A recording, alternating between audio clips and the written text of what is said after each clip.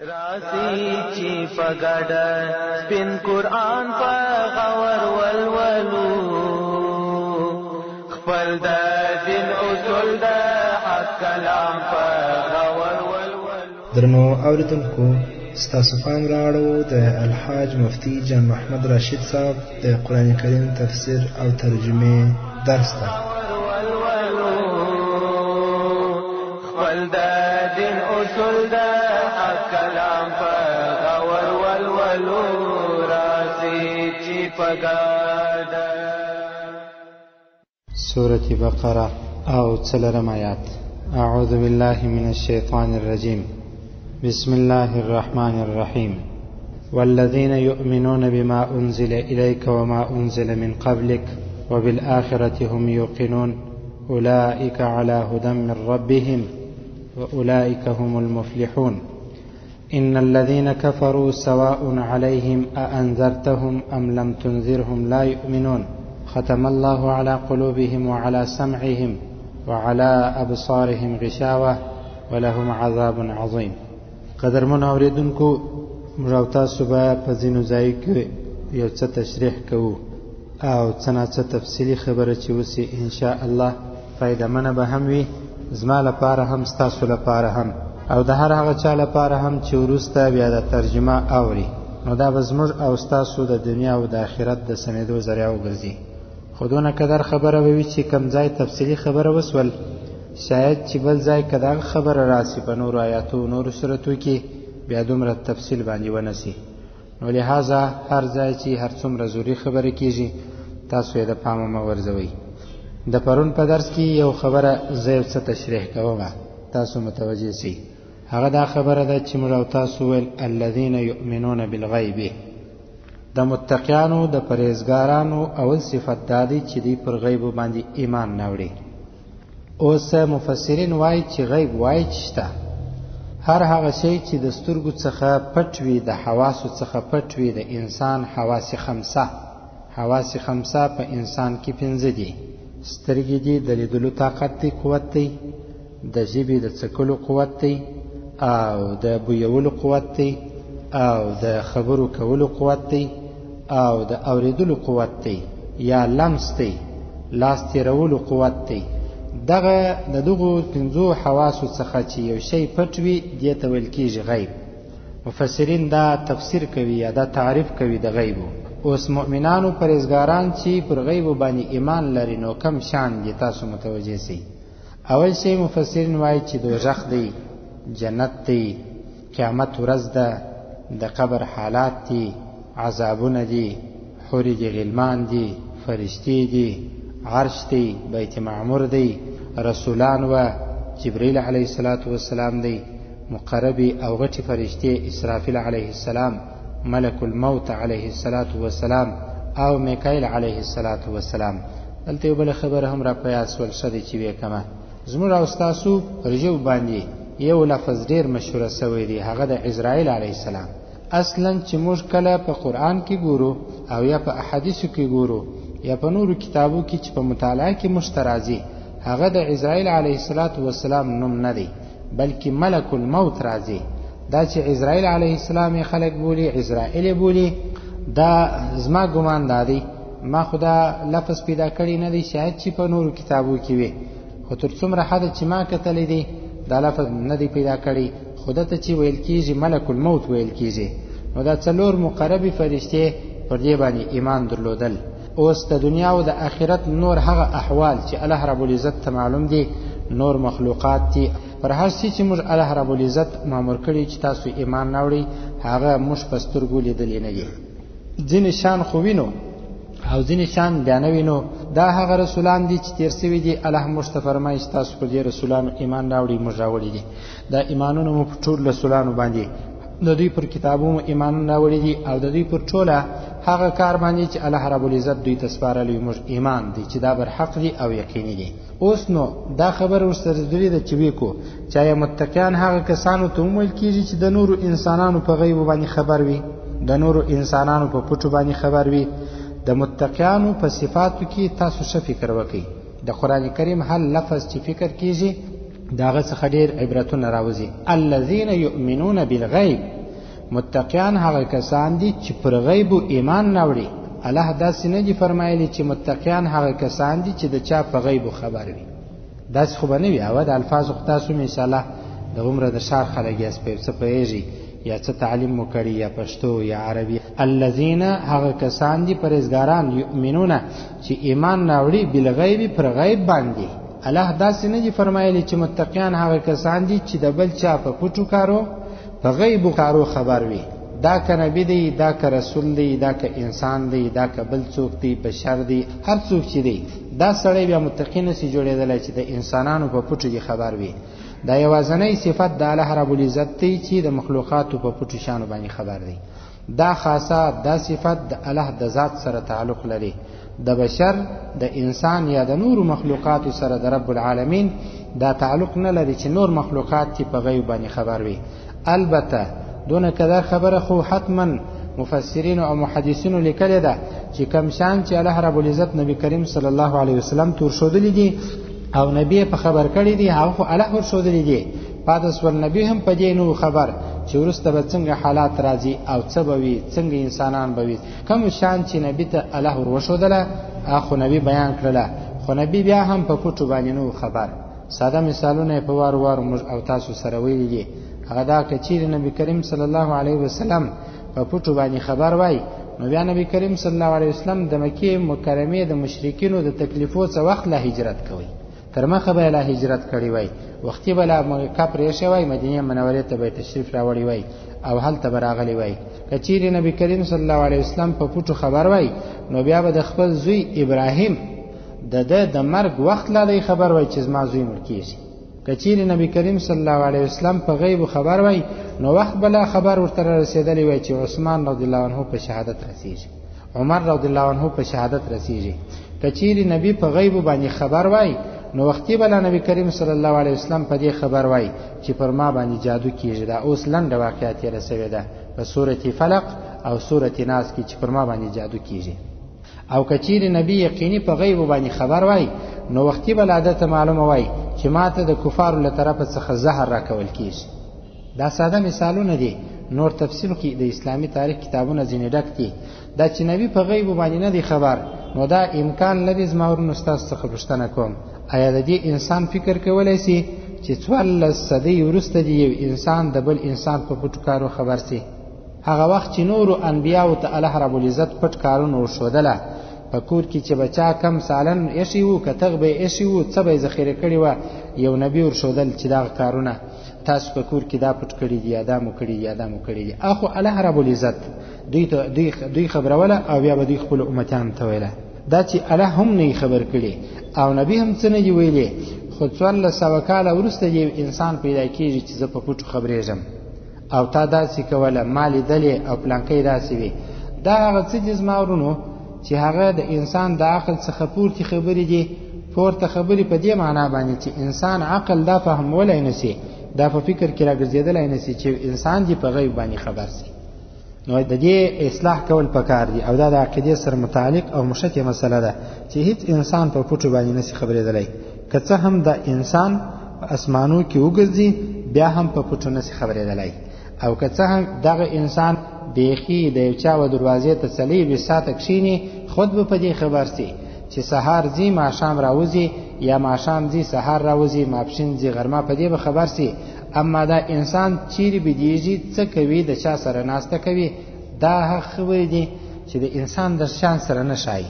د عبدیت مقام دا نه دی، د بندګۍ مقام دا نه دی چې انسان دې داسې دعوې وکړي چې زه په تا خبر وم، ته پلانکۍ ځای تللې، ته پلانکۍ.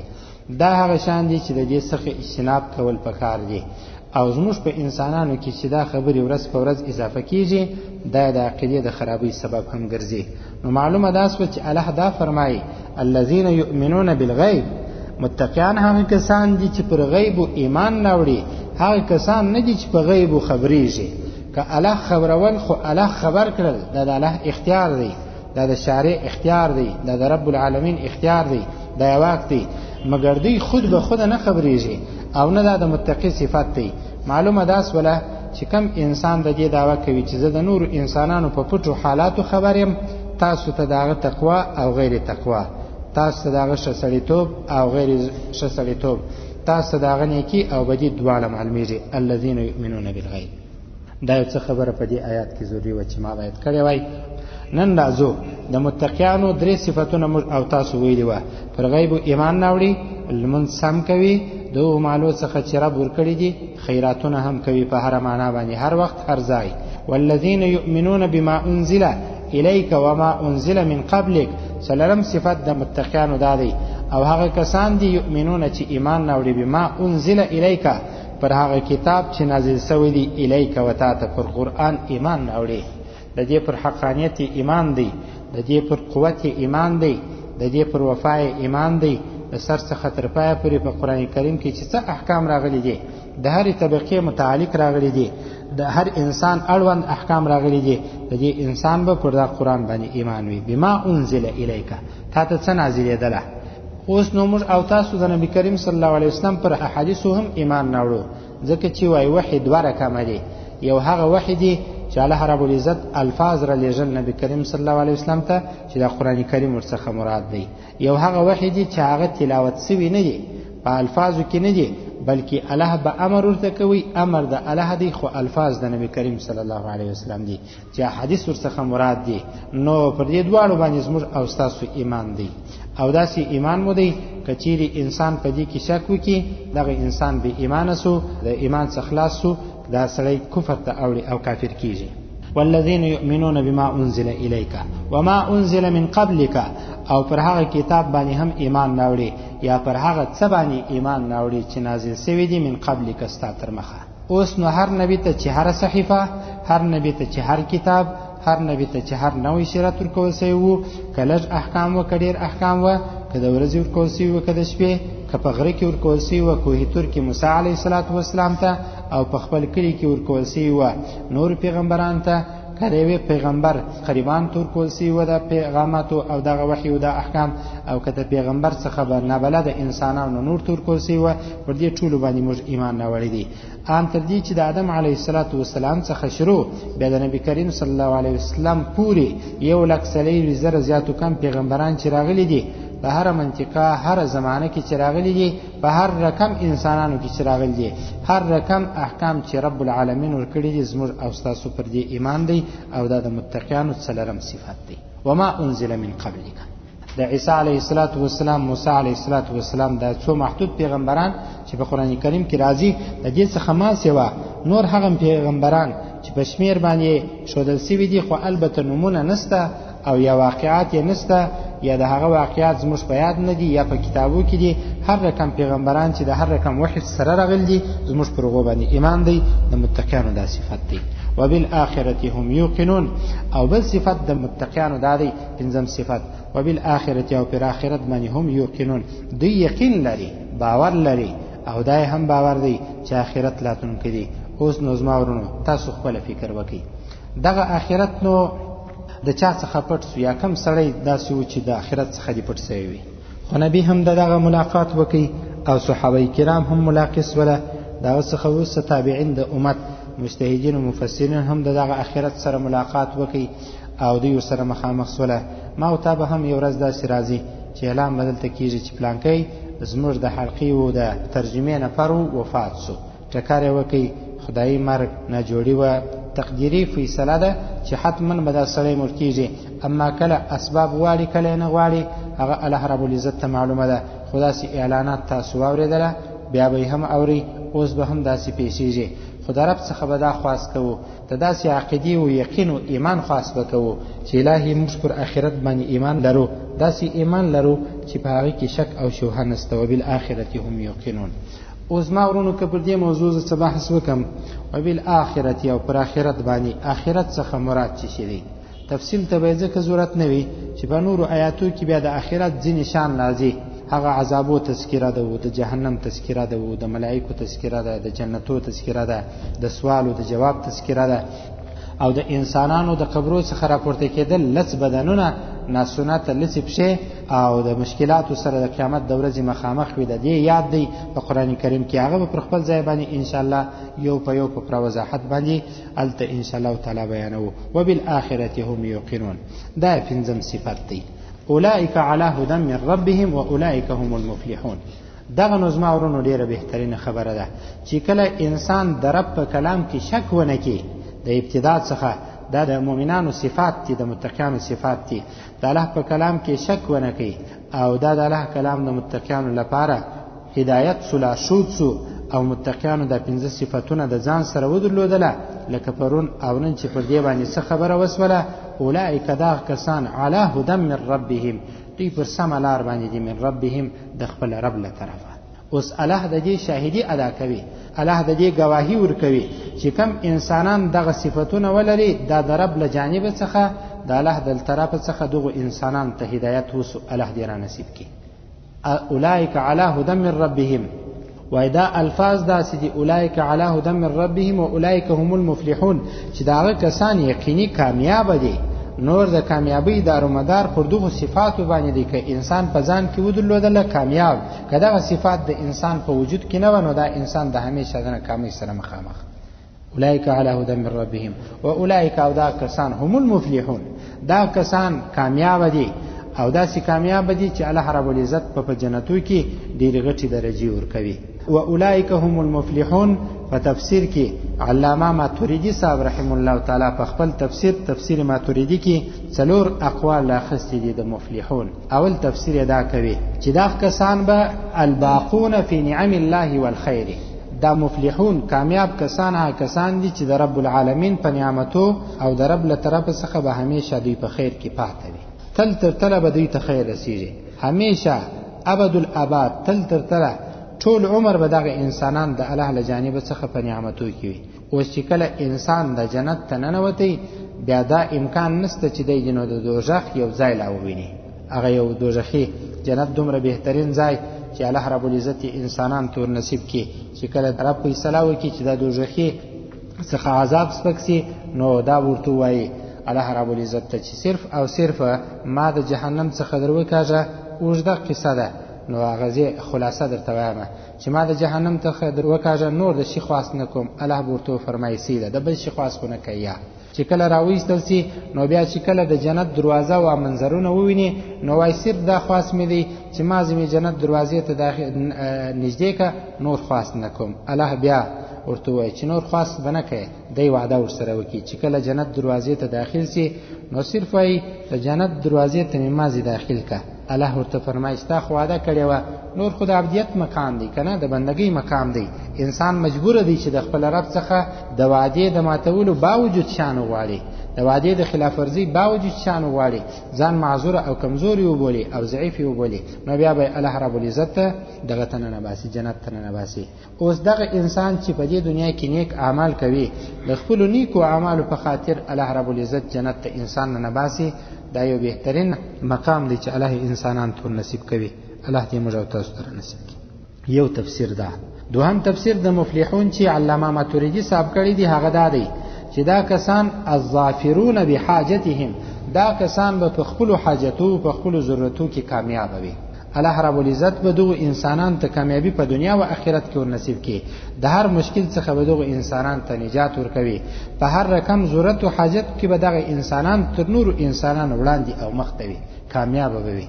او تاسو که د علماء کرامو سره ملاقاتونه کړي وي او یا تاسو ګرځېدلی یاست او نیکانو ته تللی یاست، دغه انسانانو همیشه ضرورتونه پرای.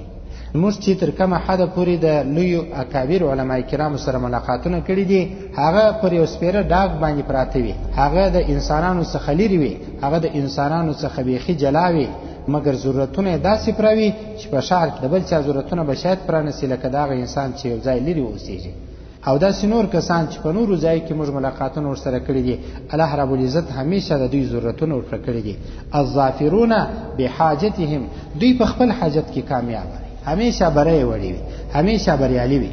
دریم تفسیر هغه دا دی السعداء، دا کسان چې دا صفات ولري و اولئک هم المفلحون، دا کسان به نیکبخته وي، دا به بدبخته نه وي. او دا یوه خبره زه نن تاسو ته کومه، هغه دا خبره ده دا کسان چې د اسلامی ادارو سره لکه تاسې غوندې کسان او علماء کرامو د خپلو نیکانو سره اشنایی کوي، تعلق ساتي، راشه درشه کوي، ناسته ولاړه کوي، ډیر کسان پر دو کسانو به شاید د بیا عقلانو خیال کوي چې د سروم ډیر وخت شته په دې جنجالي دنیا کې. نو کله دونه وخت دی تمام ورځ په مدرسې کې ده، چې ویني په مدرسې کې، چې ویني د ملا سره ناست دي، چې ویني په حجره کې ناست دي، لکه څه کوي خپل دکانداري ته ولاړ شه. ډیر کسان پر دو کسانو باندې شاید یقیني نه وایم شاید چې پر دوی باندې د بیا عقلانو نه پوهانو خیال کوي، مګر زه قسم اخمه چې الله دې می قسم چې دا کسان ډیر عاقل کسان دي، ډیر هوښیار کسان دي او ډیر دانا کسان دي. ولې دغه انسانانو ته آینده خپل آخرت مهم دی، آینده خپل آخرت مقصودی او مطلوبی دی. دغه انسانان غواړي چې په دې ناسته او ولاړه خپل آخرت سم کی، خپل قبر عذاب لري کی او د الله د جانب څخه دوی په خپل حاجتو او ضرورتو کې کامیاب اوسېږي. او اولئک هم المفلحون، دا کسان سعدا دي، نیکبختان دي. او تاسو په دې احساس کمتري کې مبتلا هم نسی چې انسانانو وایي چې څه کې بس چې وینو چې سهارم د ځای څخه راوځي ماښام بل کار نه لري، بس چې ګورو ته بس نور کار دې موږ لیدل نه دی، هیڅ پروا نه کوي. دا د ځان لپاره نیکبختي وبولي او دا یو سعادت وبولي. افتخاري راځي افتخاري وځي، افتخاري کښېنئ افتخاري ولاړېږي. افتخار باندې دا وایي چې موږ د پلانکی اسلامي مرکز سره تعلق سته، د پلانکی چا سره متعلق سته، پلانکی ادارې تورزو، د چې په ښار کې هر ادارې تورزي، د هر عالم سره تاسو کښېنئ. موږ مخالفه نه یو، البته دومره قدر احتیاط کول پکار دي چې د چا سره کښېنو، چیرې کښېنو او موږ کومه عقیده خپله کو. دا هغه وخت کېږي چې ستاسو د یو چا سره تعلق زیات شي. څلورم تفسیر دا دی د اولئک هم المفلحون الناجون، چې دا کسان به د آخرت د عذابو څخه خلاص وي، نجات به الله رب العزت ورکوي. کوم انسانان چې دغه صفات په ځان کې ولري نو الله رب العزت که موږ ته نجات راکوي د دغو صفاتو په خاطر راکوي. دا څلور تفسیرونه علامه ماتوریدي صاحب خپل تفسیر کې کړي وه. دا بل آیات تفراس ان الذين كفروا سواء عليهم أأنذرتهم أم لم تنذرهم لا يؤمنون. خبر از ما ورونو دا وسوله چې الله رب العزت متقیان او نیکان ته تشریح کړله. په دا نور دوو آیاتو کې پشپژم او اوم آیات کې الله رب العزت او تاسو ته هغه کسان راشي چې هغه کفار دي، د کفارو صفات الله رب العزت راته بیانوي. نو فرمای ان الذين كفروا سواء عليهم، بشکا کسان چې کافران سوله، سواء عليهم دا خبره پر دوی برابر ده، دوی ته علی السویه ده، دوی په دې باندې هیڅ باک نه کوي، دوی ته یو خبره معلومیږي. انذرتهم اے محمد صلی الله علیه وسلم، کته دا کفار و بیروي، ام لم تنذرهم او کته دوی ونه بیروي، که بیروي که نه، که نصیحت ورته کوي که نور ته کوي، لا یؤمنون دی ایمان نه راوړي. دا نو د هغو بدبختو انسانانو غلط صفت دی چې پر دوی باندې نه نصیحت تاثیر کوي، نه غیر نصیحت تاثیر کوي، نه ښه خبره، نه بده خبره، نه ناسته، نه ولاړه، نه ورین تندی، نه تریو تندی، نه اخلاق، نه بد اخلاقی. دا د هغو انسانانو خاصه ده. الله رب العزت کفار وښودله چې دا هغه انسانان دي چې دوی ته که ستا د جانبه څخه نصیحت وسي او که نه وسي لا یؤمنون، دی ایمان نه راوړي. اوس خو زموږ او ستاسو انسانانو کې خدا خبره نسته، خو د کافران خو نه دي، خدا بد صفت په ځان کې انسان را نه وړي. د ښه خبرې څخه د یو ښه صفت په ځان کې راولي، د بدې خبرې څخه اجتناب وکړي. ان الذين كفروا سواء عليهم أأنذرتهم أم لم تنذرهم لا يؤمنون. پر دا بل آیات به څه تشریح وکړو. ختم الله على قلوبهم وعلى سمعهم وعلى أبصارهم غشاوة ولهم عذاب عظيم. ختم الله، الله رب العزت مهر ولګوي، على قلوبهم د دوی پر زړه باندې د کفارو، وعلى سمعهم او د دوی پر غوږو باندې مهر ولګوي، وعلى ابصارهم او د دوی پر سترګو باندې غشاوة پرده ده، ولهم او د دوی لپاره بوي عذاب عظیم لوی عذاب بوي. اوس چې اول الله فرمای ختم الله على قلوبهم، د دوی پر زړه او د دوی پر غوږو باندې الله مهر ولګوي. یب لازم اورونو که زه نور تفصیل وکم که نه وکم، نه خبر ته متوجه سي چې د کم چا پر زړه د کم چا پر غوږ چې رب العزت مهر ولګوي، د دې د خلاصول لپاره نو تاسو بل طریقه بیا پیدا کولای شئ. سیدی یو انسان د بل انسان په زړه باندې مهر لګوي، زه دا مهر هم تشریح کوم چې دا کم مهر دی.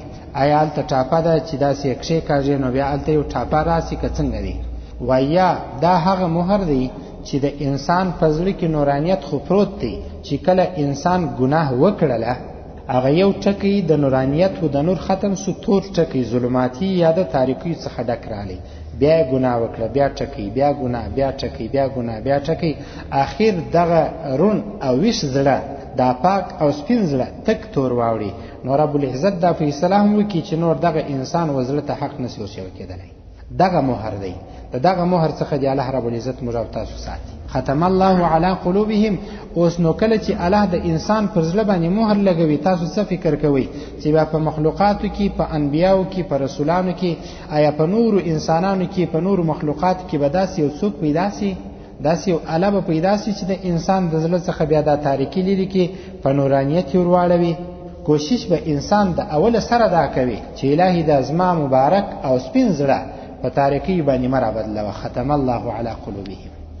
کوم کسانو چې زلونه سخت سوله، زلونه تاریک سوله، دغه څخه نبی خیر ونه لیدي، دغه څخه عمر او عثمان غوندي انسانانو رضی الله عنهم خیر ونه لیدي، دغه څخه امام ابو حنیفه رحم الله تعالی غوندي تابعین خیر ونه لیدي، دغه څخه تابعین خیر ونه لیدي.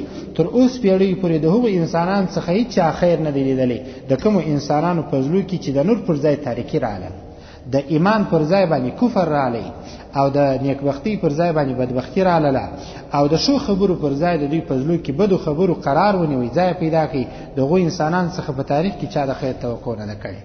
اوس ما او تا باید څنګه توقع د دغه انسانانو څخه وکړو؟ د کوم انسانانو په زلو کې د نور پر ځای تاریکی پرته ده، د شی خبرې پر ځای بد خبره ځای پکښې نسی، د ښه خیال او سوچ پر ځای باندې د دوی په دماغو کې بد خیال او بد سوچ او فکر پروت دی. ختم الله علی قلوبهم. الله د دغو غیر کافرانو پر زړه باندې مهر ولګاوه. مهر ما درته تشریح کړي، ټاپای باندې ووهلل چې نور دغه زړونه حق قبلولی نسی. اوس څنګه یې قبلولی نسی؟ یو انسان په زړه تور وي، زموږ او ستاسو خلک هم وایي په زړه ډېر تور انسان زړه لري، مګر حق خبره یې زړه ته نه شوی کېږي. ستا زما د ابل د ادارې و خبرې ته د شک په نظر ګوري، د مؤمن مسلمان و خبرې ته د شک په نظر ګوري. د مؤمن مسلمان هم هغه څوک سو چې د بل مؤمن هم د شک په نظر ورته ګوري. یو مسلمان د بل مسلمان څخه بیریږي، یو مؤمن د بل مؤمن څخه بیریږي، یو مؤمن مسلمان ورور د بل مؤمن مسلمان ورور په مخ کې د خپل زړه حالت نسی ویلای. د صحابه کرام په دور کې خدا حالتونه و چې هر صحابي برالی د خپل زړه ټول حالات به بل صحابي ته بیانول. دا تشویش نه و چې ماته به د مسلمان ورور څخه مشکل پیښ شي. اما په اوسنۍ زمانه کې یا په تیرو زمانو کې یا ورستنۍ زمانو کې داسې انسانان موجود و او ستا او سیوه چې د خپل مؤمن مسلمان ورور څخه به په شکایت باندې وي، ماته به دا خنډ سي، ماته به مشکل سي. همدا شی دی چې الله رب العزت ځینې انسانان په دین کې استعمال کړي، ځینې انسانان به په غلطه طریقه کې استعمال کړي. ختم الله علی قلوبهم. دغه زړه ته به حق هیڅ کله نشوي کېږي. او دا واوري نبی کریم صلی الله علیه وسلم خو پر دې باندې ډیر اصرار کاوه، ټینګار یې کاوه چې باید مشرکین ټول ایمان راوړي او کفار ټول مؤمنان او مسلمانان سي. مګر الله رب العزت دا فیصله وکړه چې ختم الله علی قلوبهم. نور دغه د ایمان غوښتنه باید څوک هم نه کوي. دغه د ایمان په طلب کې انسان نسی، دغه د ایمان او د ښه سړیتوب غوښتنه او امید انسانان د ځان سره ونه لري. وعلى سمعهم. او الله رب العزت دغه انسانانو پر غوږو باندې مهر ولګاوه، ټاپای ووالل. د دوی د غوږو قوت چې د اوریدلو دی الله رب العزت د حق د اوریدلو لپاره استعمال نه کوي. دا ستاسو خیر دی، قسم ته ضرورت نشته، یقیني زموږ او ستاسو خیر دی چې الله رب العزت زما او ستاسو غوږونه د خپل کلام د اوریدلو لپاره استعمالوي. دا توفیق زما او ستاسو غوږو ته ورکړي. زما او ستاسو اوریدل په دې لار کې استعمال کړله. او ستاسو وري ډیر انسانان د غلطو شانو لپاره خپل غوږونه استعمالوي، او الله رب العزت چې کله دا غلط شان پرېږدي د دوی پر غوږو باندې هم مهر ولګوي. نور به حق اوري، مګر حق به اوري خو در غوږو حق ته نه تیریږي. وا به اوري مګر د عمل توفیق به الله رب العزت نور کوي. دې ټول شان څخه به برخصي. وای اوري ناست وي بیان ته خبرې ته او په غوږو واوري، مګر د غوږو هغه اصلي اوریدل لکه څنګه چې صحابه کرامو د نبی خبرې اوریدلې او فوراً به د غوږو د لارې څخه زړه ته خبرې شوي کېدلې، د زړه د لارې څخه به دا نور تاثیر کوه. په ټول قوم کې دغه توفیق به رب العزت به دغه انسان ته نور کوي. کښینی بیان ته خبره واوري، او د بیان د اوریدلو وروسته دا خبره چې باید د پزړه کې ځای ورکړی وای برعکس دا خبره بیرته پر مقرر او واعظ باندې دلیل او حجت قائموي چې دا خبره نه وای کړی نو شو اوس کاش کې چې دا انسان هغه خرابې خبري ورزولای ښه خبره راغستلای ښه خبره هم نه راخي. ختم الله على قلوبهم وعلى سمعهم. نبی کریم صلی الله علیه وسلم څونه کوشش وکړي. ابو طالب خپل اکای وو، ابو لهب خپل اکای وو، ابو جهل او د مشرکین نور سرداران څومره کوشش وکړي چې ابو طالب ایمان راوړي. ابو طالب هم دومره همدردي ورسره کوله چې هر ځای به مرسته د نبی پیښ اسوله کومک ته حاضر دی، مګر دا چې الله رب العزت د دوی پر زړه او د دوی پر غوږو باندې مهر لګولې وو دا بې ایمانه د دنیا څخه ولاړل. که څه هم د نبی اکاو، که څه هم د نبی نور قریبان و، که څه هم د صحابه کرامو نور قریبان و، پلرونه و او زامن و، دې دنیا څخه بې ایمانه ولاړه. ولی الله رب العزت د دوی پر زړه او پر غوږو باندې مهر لګولې وو. د دې سي څخه کله موږ او تاسو خلاصېدلای سو هغه وخت چې زموږ تعلق همیشه د هر هغه ځای سره سي چې زموږ اصلاح کیږي، د هر هغه چا د بیان سره سي چې زموږ الته اصلاح کیږي. وعلى ابصارهم غشاوه، او د دوی پر سترګو باندې غشاوه پرده ده. حق ویني، قرآن ویني، مگر عمل کول توفیق الله نه ورکړي. ګوري ورته چې دا حکم د حج دی، دا د زکات دی، دا د جهاد دی، دا د لمانځه دی، دا د مور پلار دی، دا د ښځې دی، دا د خاوند دی، دا د همسایه دی، دا د قبر دی، دا د ژغ دی، دا د جنت دی، دا د آخرت دی، دا احکام ویني مگر الله رب العزت توفیق نه ورکړي. وعلى ابصارهم غشاوه، وزاده سی پرده نه ده لکه هغه پرده چې انسان پر مخ باندې راواچي او بیا شی ویني، نه مگر شی ویني الله رب العزت توفیق نه ورکړي. بس کله کله دا به ثمره درخت هم خلق شنه کوي، درخت خو نو حتما یو فائدہ لري، یا سایه ورکوي یا یو بوټي ورکوي. دغه انسان هغه درخت د سایه فائدہ هم به انسانان ته نور کوي، اسی پر جامعه باندې بوج وي. نو دغه انسانان لپاره علاج وزنی دادی چې ملک الموت ترازی او د معاشري او جامعه څخه دغه انسانان ټولوي چې سترګې لري، د سترګو څخه د حق د لیدلو کار لري اخستي. او تاسو ته یو خبره بل هم کوم، تاسو خو الحمدلله بنا یاست، الله رب العزت کی حقیقی بنایی هم را نصیب کی. حقیقی یو خدا ظاهری ده، لار وینم 400 ته زم، کابل دروازې ته زم، ازرجی بابا ته. یو حق بنایی هغه بنایی ده چې موږ او تاسو په دغه بنایی باندې په دې جد باندې حق او باطل سره جلا کو. دغه بنایی خاص کوي. یو سړی بړوند وي مگر الله رب العزت په هوښیاري ورکړي وي هغه باطل څوک نس په منلای، مگر یو سړی به وشتي رونی سترګې لري، خلاص وي، ویني او د سترګو د پرده د بانوګان پورته کوي او ښکته کوي، مگر بیا هم الله رب العزت د دې توفیق نه ورکړي چې د حق او باطل سره جلا کړي. حق به باطل ګډوي، باطل ته د حق نوم ورکوي. اوس به دغه انسان کم حالت وي؟ دا خو بزما خبره نه وي، دا خو رب العزت وعلى ابصارهم غشاوه په دې کې ټوله دا خبرې پرتی دي، مفسرین کړي دي چې دغه انسانانو پر سترګو باندې پرده ستا. اوس دا پرده په چی لري کیږي؟ دا هغه وخت لري کیږي چې زموږ تعلق د قرآن سره سي او یو څه هغه دعاګانې هم وکړو چې په قرآن کې راغلي دي او په حدیثو کې راغلي دي. اللهم ارنا الحق حقا وارزقنا اتباعه وارنا الباطل باطلا وارزقنا اجتنابه. الهي حق راوشه او پر هغه باندې د عمل کولو توفیق را نصیب کې، د باطل څخه نجات راکې او د هغه څخه موساتې حق راوشه. دغه دعاګانو ته هم ضرورت شته او دغه صلات حاجت ته هم ضرورت شته چې الهي ما خو دا کار وکي، نور کې د حق لپاره وګرځي، حق کې او زما غوږونه، زما زړه او زما سترګې د مهر څخه خلاص کې. وعلى ابصارهم. اوس خو نور تفصیل ته ضرورت نه، تاسو دا خلک چې زړونه تور دي او پر غوږو باندې مهر دي، پر سترګو باندې ډبلي او پوندې پرديږي، تاسو په خپل زمانه کې وینئ. وعلى ابصارهم غشاوه.